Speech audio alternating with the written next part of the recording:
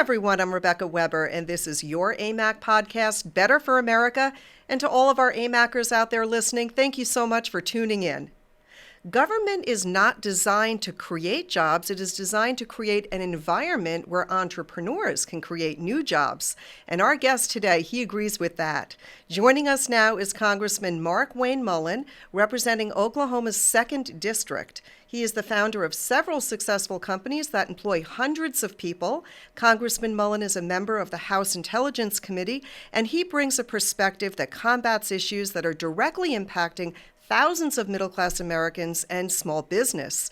Today, he represents 34,000 AMAC members within the great state of Oklahoma, 7,000 members in his district alone. Congressman Mullin, what a pleasure to have you here. Thank you so much for joining us. Thanks for having me. Appreciate it.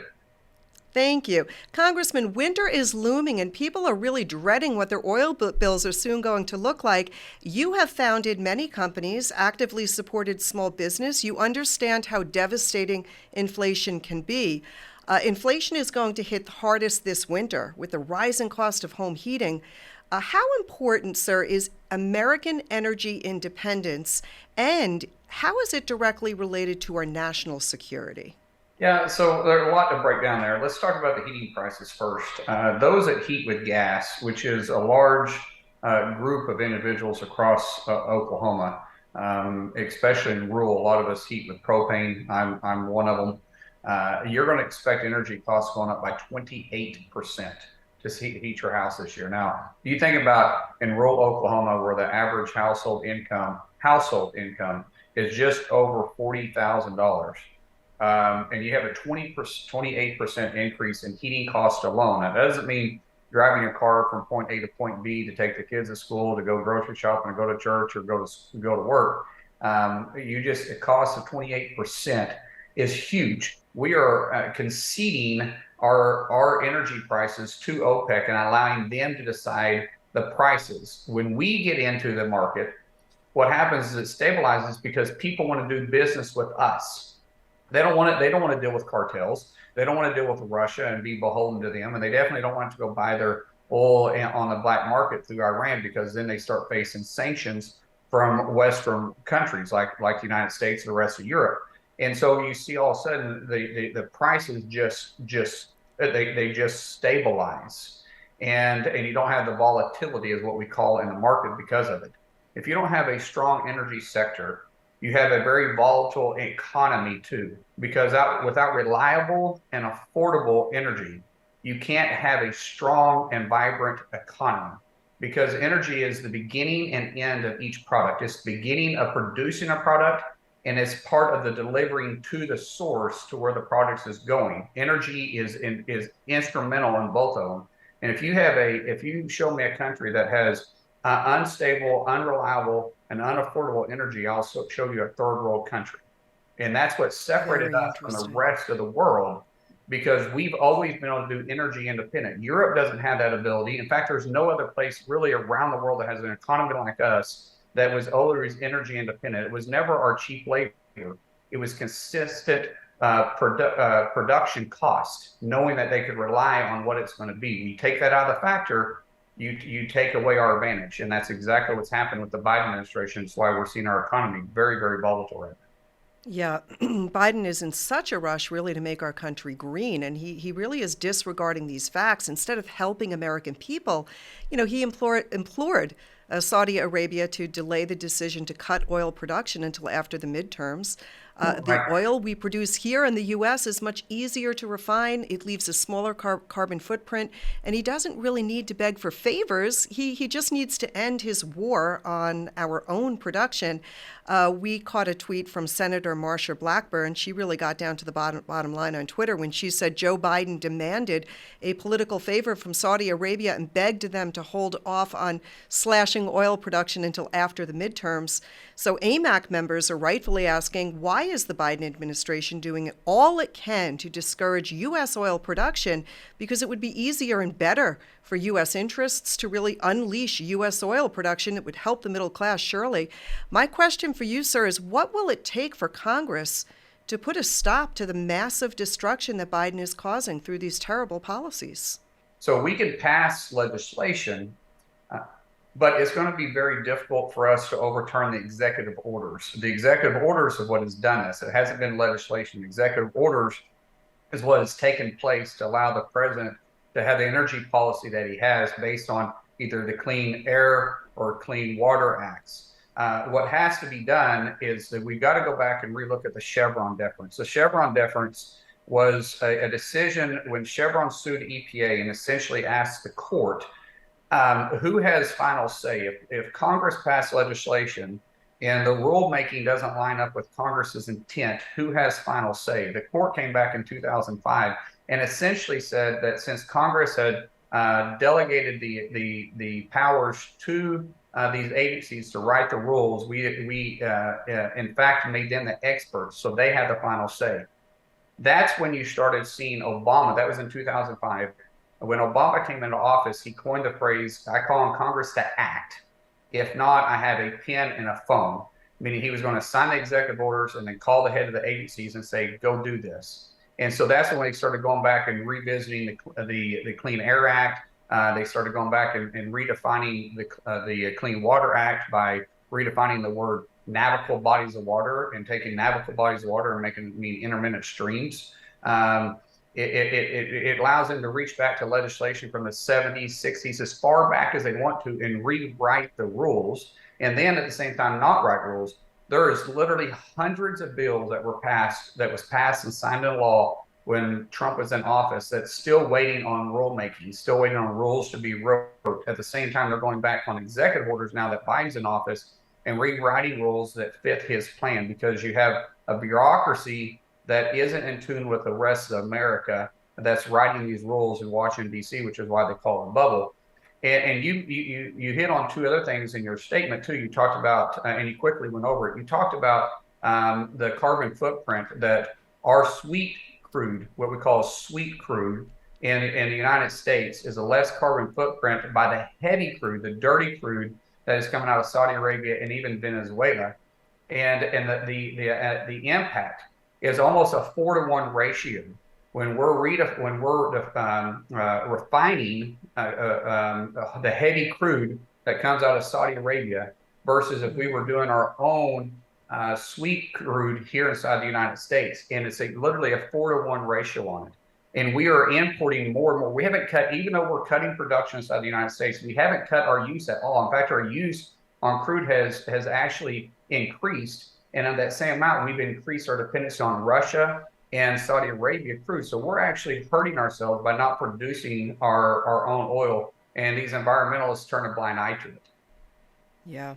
This is also very, very important. And we see how all of these decisions, rising inflation, soaring gas prices, that's really impacting the middle class. It's Right. really taking its toll on everyday Americans.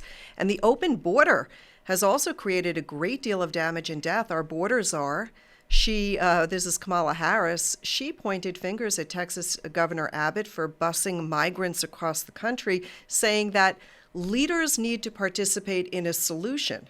Those were her words. And she ignores her own responsibilities. So to me, that's the very height of hypocrisy. Take a listen to this clip right here. I mean, we're talking about people who have fled great harm. They've fled great harm. And they are coming here seeking refuge. And talk about political theater. I mean, playing games with people's lives, with their lives. There were mothers with sleeping babies getting off those buses. And I just think it's an absolute dereliction of duty. If you see a problem and if we agree that we need to address it, then if you're a leader, participate in a solution. I mean, that's the most ridiculous thing I've ever heard. I mean, here she's supposed to be the czar of the border, and they're completely ignoring the fact of the national security risk that this causes. I mean, we can talk about the immigration and talk about the things that pull at people's strings because, they make key phrases like a mother stepping off the bus with a sleeping baby. I mean, which, by the way, was probably the easiest part of her whole trip because she was on a very comfortable bus. I'm sure she didn't go thirsty or hungry or have to be worried about being raped, because 2/3 of all women that's crossed the border that we interact with say that they have interacted in some type of sexual abuse along the way, regardless, I want you to know this, regardless of age. And they don't talk about that. They don't talk about the dangers because of our open door policy that we have on our southern border that's making people move this direction where they wouldn't have to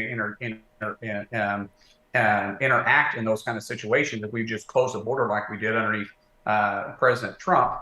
But what about the ones that we didn't catch? They're not coming over here to find a job. They're not running from anything. They're coming here because they're sent here. They're coming here because they hate the Western world. They're coming here because they want to disrupt our way of life. They're coming here because they're wanting to start a cell to attack our cities, to attack our towns. So it's not a matter of if at this point, it's a matter of when the terrorists that have came across our open border because the Biden administration's policies, because terrorists are taking advantage of it. And there's over 166 countries that people from 166 countries that we've apprehended. Those aren't all from Central and South America, by the way. They're coming from all over the world. That's just what we know. And so what about those terrorists that came across here? What do we do when they act? And I think the Democrats are playing a very dangerous game here, because why I have a much higher clearance level than most members of Congress, in fact, everyone but just a handful of us that sit on HIPSI, every member of Congress is privileged to know this information at the dangers that has caused and a real risk. And even our guys that are in the intelligence community is saying at this point, we're going to do everything we can, but it's just a matter of when they do act on what their plan is. And we're trying to do the best we can to disrupt it. And it is such a dereliction of duty for her to completely abandon, ignore that we've got a problem at the southern border, to put illegals ahead of tax-paying, honest American citizens that are just looking to do the right thing is really wrong. And I do see this as being a major issue that's going to really come back to haunt them, because the American people are smarter than that. You know, they care about their families. They care about, there's such a big problem here, and we could talk for hours and hours. It goes beyond just making sure that the people who come into this country are not people who are going to terrorize the rest of us but we're worried about young people, and how do we get them through schooling if they can't speak the language, and how do we house them? How do we take care of people? And so it really burns us when we hear her say that the border is secure and that folks like Governor Abbott need to be doing more. This is absolutely backwards. So thank you so much. You do care so much about people, and you care a lot about delivering quality and affordable health care. And boy, that's so important. I know it's important to Oklahomans. You've introduced some new pieces of legislation. I wanted you to share with us, what are some common sense approaches that we can take, the country can take, that you may be taking in order to help reduce costs, increase transparency, price transparency, and importantly, access, especially those who are in low-income households or those who live in very rural areas. And I think you hit something important there. It's just not low income, it's also rural areas. So we focus so many times on low income, which is important, but a lot of low income still has access to emergency room. They still have access to a hospital. An emergency room isn't going to turn them away. And in a major crisis situation, they're going to receive the care and they're going to be put in the hospital. Rural, a lot of times they don't have access to health care, period. It's not because of the price. It's not because of even maybe their income. It is based because there's the accessibility to it. And we're losing rural hospitals left and right.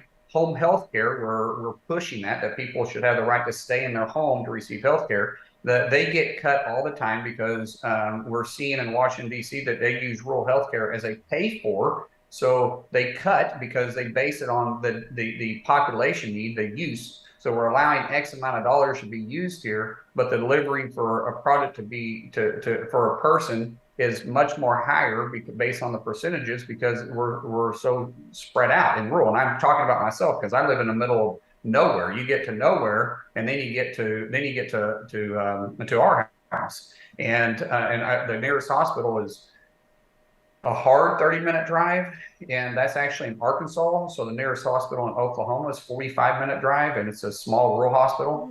And that one can actually see care. You have one that can do stitches and stuff, but they can't do it'd be hard to stabilize anybody. And we have to life flight. I mean, my son's been life flighted before. My I mean, I've driven in a very hasty manner getting my mother to the hospital before, and my dad, and trying to get them there. So we got to pay attention to the rural areas, but they're extremely underserved. And so we need to pay attention and make sure when we're talking about underserved areas, which happens in Washington, D.C., they base it on population base and growth and income. Well, income, it should be there, but when you're talking about underserved areas, population base and potential growth outweigh rural every time. And so we always get short-sighted or short, and we get the short straw, I guess, from some short-sighted individuals in Washington, D.C. that makes these decisions. So what we've done is we started taking programs and redefining the word rural. What is rural? And we base it on a population base and density levels. So the more spread out it is, the more rural it is. And what we've been trying to do is take a certain percentage of grants and set it aside. And right now what we're trying to do is 10% of grants to be set aside for rural based on the density levels of the population base. And then we're trying to bring in transparency to where, I mean, healthcare, you think about this, healthcare is the only thing you do that you don't know the cost of it before you start. I mean, we get surgeries all the time. How many people know what the cost of that surgery is? How many see a complete bill? How much that Tylenol costs you? How much the anesthesiologist costs? How much the nurse costs? How much the surgical room costs? How much should the hospital cost you for all the different medicines you get? What did the doctor charge? What was the breakdown of the bill? We get a breakdown of our grocery list. We get a breakdown of the mechanic working on our car. We get a breakdown of our monthly bill of water usage. I mean, people scrutinize a water bill more than they scrutinize a medical bill, and the water bill is probably the cheapest bill they have. And yet they scrutinize, and we don't pay attention to the medical. If we paid attention to the medical bills, you'd see costs go down, but we don't require them to be transparent. But who controls all the pricing is a lot of times the insurance. The insurance is the one setting the prices, not even so much the doctors. The insurance is saying this is what we're going to pay. But that's exactly right. That is exactly how it works. And you're such a smart, bright businessman. I think you understand that in order to know how to price something, it's based on utilization and the cost of that utilization. And if we as the consumer have no idea what we're paying for, say, a knee replacement, where you could pay maybe $15,000 at one place and versus $8,000 somewhere else, shouldn't we as consumers have that control to make those decisions, and shouldn't that reflect in the pricing that we pay? But it's 100%. you hit the nail on the head when you said it's the one area where consumers are completely blinded, yet we do pay these premiums. We pay them whether it's payroll deducted through your employer, whether it's in the cost of how much your Medicare supplement costs because the insurance company is covering your out-of-pocket costs. All of that is directly tied to how much the insurance company is being billed. And if Right. there's no transparency there, you crush that competitive, nature that allows to drive costs down. I mean, you really said it great. I appreciate that explanation. But I Please. mean, think about the insurance too alone. Healthcare is the only insurance that you buy that you don't get awarded for not using it. So There you go. your premium is the same no matter what. But if I'm That's right. 25 years old and I've never had a ticket and I've never had an accident and I don't have a DUI or anything, guess what? My premium goes down. And if I'm 35 and I still haven't had a ticket and I still haven't had costs or a wreck yet and I haven't had a DUI, my cost goes down more. And by the time I'm 45, I'm paying almost nothing because I've been a good driver and I haven't got any You were tickets, I haven't had a rewarded. wreck. Yeah. And your price goes down. Healthcare, it's the same if you're 22 and healthy or you're 72. My parents, my wife and I, we cover my parents' healthcare costs. And my insurance costs and my son's insurance costs and my daughter's insurance costs is the same as my parents' insurance costs at 76 years old that obviously uses a lot of medical insurance. And they call it, they're trying to blend it across. And so they're sharing the cost to everybody. But that's not how we should be paying for it. And if you could bring in that market again, where they're bidding for your work, your health and what you do to take care of yourself. I mean, I work out every day. I don't eat great, but I work out every day. I take care of myself. I'm not overweight. I should be paying less because I do more to take take care of myself versus I'm the youngest of seven, so I'm going to throw my brother into the bus versus my brother who doesn't, but Yeah. yet we're paying the same amount. That we have to change the way we handle healthcare, and we're not going to change that unless we bring the market back alive and allow people to enter in and compete for us. And regulation, a lot of times, has pulled those people out of the industry, and they've consolidated. So we need to get government out of the way, have basic models put in place that this is basic, this is what basic has to be done. This is, just the oversight. So everybody's competing on somewhat of a level ground, and then allow the market to come back alive and come work and come look for my business. Yeah, we've got to undo a lot of what Obamacare created. And this Yes. is what happens anytime government steps in and tries to do things better than others can really do it. We know that the free enterprise system works the best. And we understand that the government has already done a terrible job botching up our health, access and costs related to health care, prescription drugs, and all of that. So our hope is that we can undo a lot of that. For more information on price transparency and reducing the cost of healthcare, our listeners can find so much information at amac.us. But Congressman, this has been so nice to have you sitting here with us. Before I let you go, one last question. What kind of hope do you see for America's future? I mean, we're nearly 20 days away from the November 8th election. How hopeful are you that we're going to see a red wave and into 2024, even looking ahead? How hopeful are you that we can take back America and try to, put us on a better course? I'm very optimistic because it was just 2 years ago where you saw this very big movement on the Democrat side. Capitalism all of a sudden was a bad word on campus. If he was a Republican, you're being booed, even if he was doing a graduation speech. You were if you were talked about democracy or the republic, for some reason it was being replaced by socialism. And socialism will be taught as a great alternative to the form of government that we had. I mean, remember all this stuff was crazy 2 years ago, 2.5 years ago. And you've seen that bill of goods that was sold, and it didn't come true. We see a worse America today.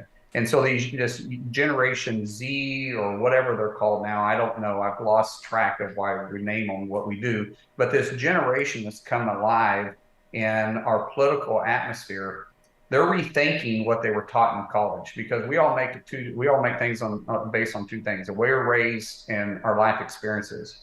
And they may have been taught something, but their life experiences now has changed. They see a worse America today. There isn't one single American that's out there today can say that they're better off and that they were 2 years ago or 3 years ago. There's not one. No one can say that a country's in better shape than it was before Biden took office.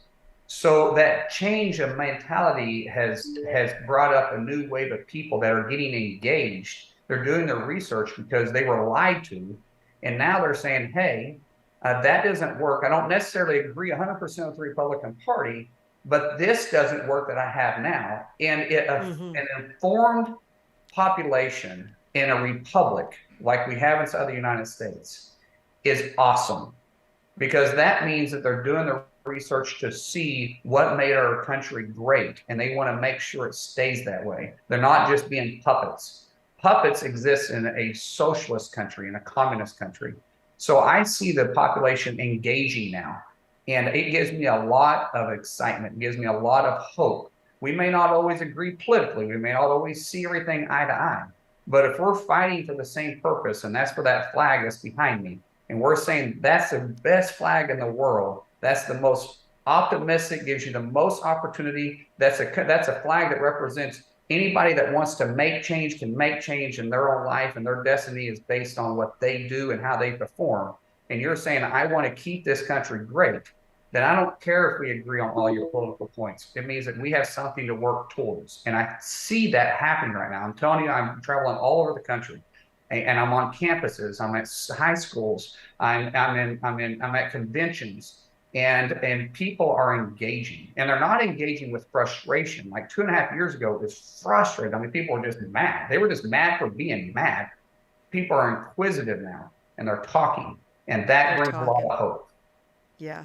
I think people have enough common sense, generally, the human race. I think we're born with enough common sense that if we really let things sit and we try to understand, do you want big government telling you what to do, or do you want to make decisions for yourself? Do you believe that everyone is born with a gift, a unique gift, or do you believe that it depends on what somebody else tells you, whether or not you're good enough? Right. And so here at AMAC, we believe in the power of the individual person. One man, one woman can make a difference. We love this country. It's the greatest country in the world. It's why people are coming over. It's why people want to be here. It's why people don't want to leave. And so we've got to keep it great, because very quickly, we know we could wake up one morning and suddenly all of these freedoms gone. Overnight, Right. it can happen. With people like you, sir, you give me hope. Congressman Mullin, it was such a pleasure having you here with us today, because your advocacy for really America First policies is so appreciated, especially by our members. Thank you again. Thank you so much. Thanks for having me on. Well, thank you. God bless you. Good luck. Keep fighting the good fight. And I want to thank all of you AMAC members out there. Thank you for tuning in. If you've enjoyed this episode, you can listen to more just like it. Head to our YouTube channel or visit us at bfapodcast.us.